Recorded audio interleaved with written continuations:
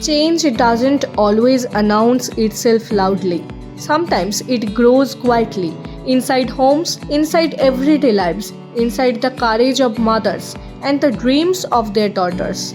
A self help group gives women access to savings, small loans, and skills, but its true impact goes beyond income. It reshapes families, it reshapes mindsets, and most importantly, it reshapes the future of the next generation.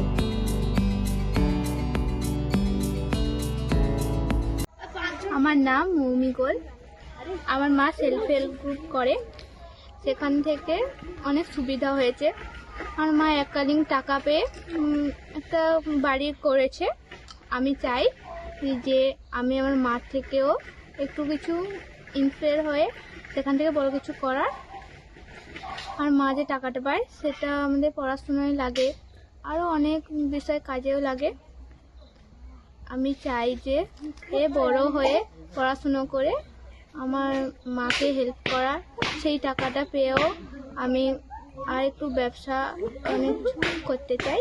When a daughter watches her mother stand independently, success begins to feel possible. আমি ঋত্বিকা কোল। আমার মা self help group থেকে এককালীন একটা টাকা নিয়ে এসেছে, সেখান থেকে আমার মা একটা বড় বাড়ি করেছে।